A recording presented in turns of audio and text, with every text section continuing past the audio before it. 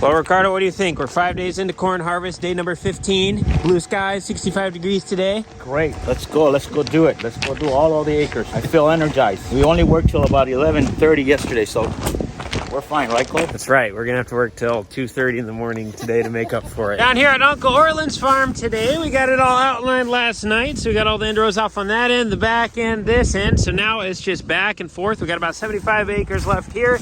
Cooper and Zach are getting everything fueled up, greased up, checked out this morning. We're gonna be rolling here in a minute. Oh, I want to keep an eye on that antifreeze in the deer. Yesterday I put 1.5 gallons in it. Hey Zach, you missed the spot. What? Oh, I'm stealing these. There we go.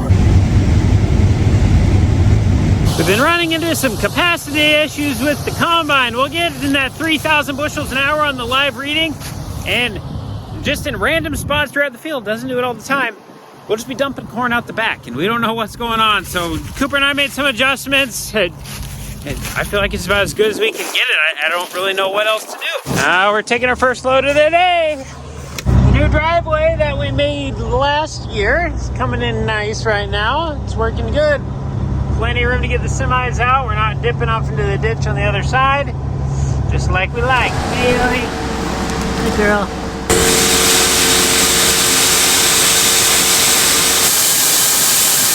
We just dropped lunch off with Ricardo. He's gonna bring that out to everybody. Dad's bringing me back up to the main farm. I'm gonna grab the other semi, so that way we have 2 out here. Right now we're in some little short jaunty stuff, just trying to figure out what was planted first. Like this little piece, we came back later and planted it, so it's just a little wetter, so he's kind of negating that right now. Once we get in the half-mile long rows, we're gonna be pumping out loads real quick and need both trucks. Cooper just called. We're getting into the high management part of Uncle Orlyn's, and that corn's coming in about 25% where he poked into. The way our dryer is, we can really only dry corn that's 24% because we literally cannot turn it any slower, otherwise it stops and then it kicks the sensor off and the buzzer goes off and it won't, just shut down. So what we can go is 24%. So we're jumping over to Zach's now. We got the gray Freightliner unloading on the pit right now. So I just dropped Dad off on the red Freightliner. We'll wait for this truck to pass before we pull out. But we got Presley right across the road. Looks like he's picking their corn over there. And we're headed about 5 miles that way. We still probably got 50 acres left over there, but we're gonna have to come back to it later. I suppose the next thing on our list that we're going to need to look into for equipment is a bigger dryer. The one we have right now, it has served us for what we have needed it in the past. Typically when we harvested soybeans, when we had the smaller combine, it took us a while to get done. And so by the time we got done, our corn was usually around 18%. You shoot it through the dryer, about 1,000 bushels an hour. You're able to keep things moving pretty good. But now the fact that we can't really dry anything over 24% unless we run it back through the dryer again, which we don't want to do, we're kind of limited on our wetter corn harvest capabilities and what fields we're able to go into. So like right now, getting halfway into a field and then jumping to another one because the corn's too wet, that's a little frustrating. We should be able to dry corn that's like 28%, no problem. And the 24% corn, we're able to run at about 300 bushels per hour, which is slow. That's about a little more than 3 hours to do a semi. And when we can combine 4 semis in a good hour with the combine, we just can't keep up. So I guess that's something we're probably gonna have to look into. That's cool.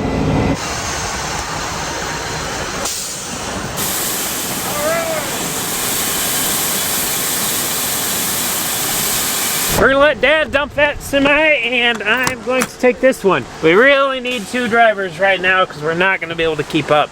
But Dad's trying to tend to the last little bit that's going into the dryer right now. Another load. Here's Dad. See what goofy way he decides he's gonna park here. We all have quirks. Dad's quirk is he parks in funny spots. Okay, Spanish it is now. Frecuentemente, yo nadaba en una piscina pequeña. Frequently, I used to swim in a small pool, I think. Yes, I got it. All right, let's load. Come on. There we go. And we're here. All right, we're gonna let Dad mess with that, empty that, move stuff around, whatever he's gotta do. We're driving again. David's not home to make food right now, so I'm stuck fending for myself with Dryer Shack sandwiches. Dad and I are doing the switch. I'm meeting him on the road, and he's bringing everything back to the bin site, monitoring everything over there. We're right underneath the wind turbines on the horizon is where we're going. Hey, there goes Dad. He's got a full load. We just gotta go right there. Zach's got a little bit for us. Y tú, Pedro, montabas tu bicicleta de niño. And you, Pedro, did you used to ride your bicycle as a kid?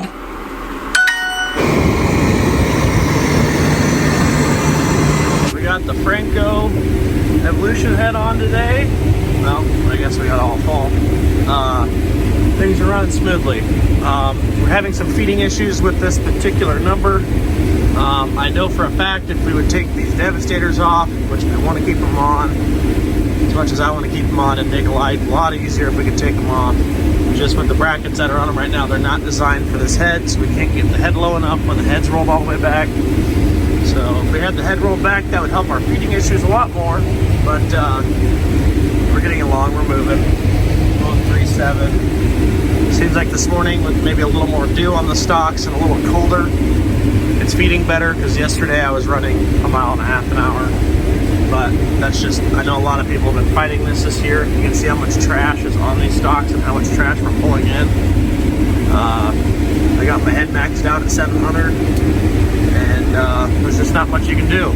Like right here, we're piling up, so we just gotta slow down. Sounds like Cooper's still fighting the combine.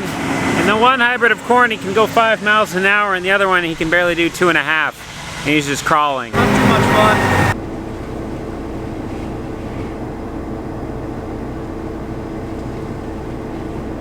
I get it, when we're combining we want to go, but sometimes we just have to play to the conditions that we have.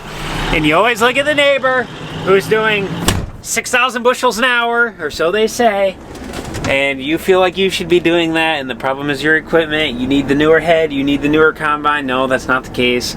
They're probably not doing what they say they're doing.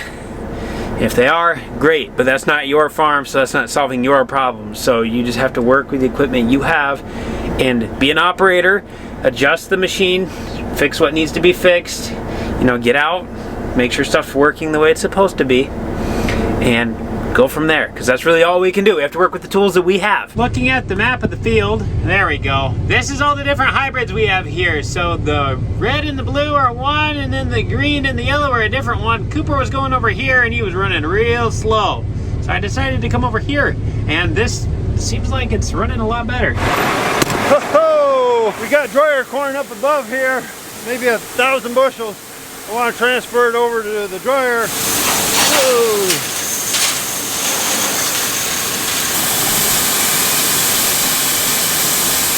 We already got our first dump. We have to make a 1/2 mile cut right through the middle of the field, so we make it about halfway through before we get full. About 230 bushel corn, 220, sometimes dips down to 210. We'll call it a 220 average through here on this particular pass. We'll see what the whole field does. Coop's got the combine adjusted for the other corn, so we're gonna get out here and just take a look, make sure we're doing a good job on this one. Number one, we wanna make sure we don't have corn on the ground. Number two, we want to make sure we don't have corn on the ground. Number three, we want to make sure we don't have corn on the ground. And look how good a job the Devastators are doing. This is right where the old row used to be. You can't even tell it's there anymore. Where is the row? Maybe it was right there. Oh, I couldn't tell. Wow. That looks good. Okay, we got cobs. We have broken cobs with no corn on them. This is what we want. No corn on the ground here. That looks good. I got one piece right there, one piece right there, one there. That's an acceptable level at that area. Cobs are looking nice. I think we're good to go. I'm actually right on the split. Right here to the left, this is the Champion 57A23, and then I have a 110 day over here. We split the planter in half, so 12 rows of the planter was the 57A23, and half of the other half, the other 12 rows, was the 110 day. So when we turn around going one way, we get the one, when we turn, we go the other.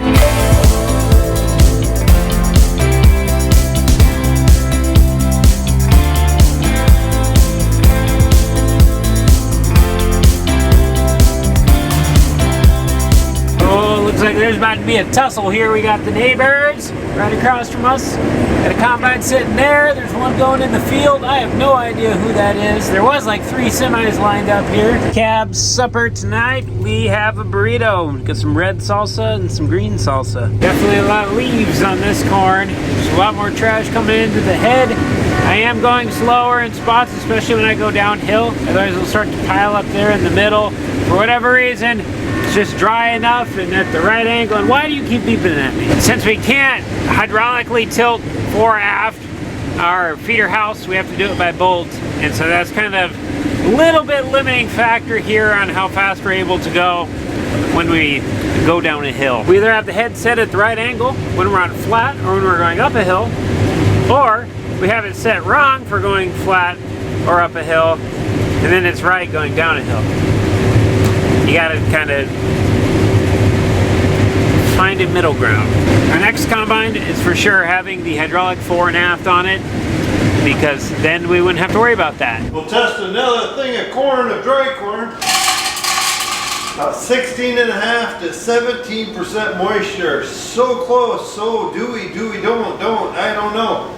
The only thing I'm afraid of, if the kernels are just a little bit damp inside, if we're getting different ones, I don't want to chance it. This is a chart from the South Dakota State Extension Office that shows the influence of the moisture content and temperature on grain on how long it's going to last inside the grain bin. So if we look all the way at the bottom of the moisture content, 30% moisture corn will last 1 day at 80 degrees before it starts to rot. So you got to get that out of there real quick. That would be high moisture corn. We want to get that in the dryer as fast as possible. But then as we work our way up towards 20%, we can see at 40 degrees, it'll last for 90 days. So in the case of us right now, we are between that 16 and 17% out of the field. So Dad is trying to determine how much do we need to dry it down, if we need to dry it down at all. If we were between 15 and 16, we'd probably be able to just stick it straight in the bin and blow air on it. But since we're between the 16 and 17, remember, we're going to be holding on to this corn until the beginning of summer. So we're going to have it well over 6 months. So we're going to start getting into some of those days where we have 60, 70 degree grain later on in the year. And we definitely do not want to have a hot spot. So we may be okay in these winter and spring months with cooler grain temperatures inside the bin. But once we get later into the year, we're kind of insuring for that right now. So we're going to try to get it down to that 15%. Then that should get us plenty through before we get everything sold. A day where the combine's moving around and we're not stopping. We're getting a lot done. But you don't ever get out of the cab. You sit here. Something is going on with my row feelers right there. They haven't worked all corn season yet. So I have not been able to use my auto steer button down here. I've been having to do everything by hand. I mean, it's not the end of the world. Oh. Well, for all the runaround and stuff we had today, we have combined just about 16,000 bushels of corn on this field. It is averaging almost 207 bushels to the acre, and it's 17% moisture. So 77 acres done. We're a little bit over halfway done with this whole field. I think we can go in this screen right here. Yeah, we got 46% left on the field. We've been averaging 13 acres an hour. We're combining for 6 hours. There we go. And yes, that is the corn head trailer parked in the ditch. Oh yeah, big stretch. Hey Dad. Hey man. It's always the best coming back here as a kid and you can play with all these buttons. I didn't realize that clock worked. Oh, it's been a long time since I've looked at this. Oh, that's breath. First breath of the year. Had to grab the fuel trailer out of Uncle Orlyn's farm here. Figured no point this sitting out in the middle of the field all night. It's just after midnight. Dad said he's going to run the dryer for about another hour. That way we can just get stuff a little bit more emptied out. Otherwise, we're basically going to have everything full immediately when we start in the morning. So he's going to try to get back out here early in the morning as well. So just that way we have as much room as possible, and hopefully we can get done with Zach's tomorrow. I believe we are 19% done with soybean harvest. Not soybean, oh boy, you can tell it's getting late. With corn harvest. So we're about 1/5 of the way there. And stuff's starting to move now, but that's all I got for today. Thanks for watching. See you tomorrow.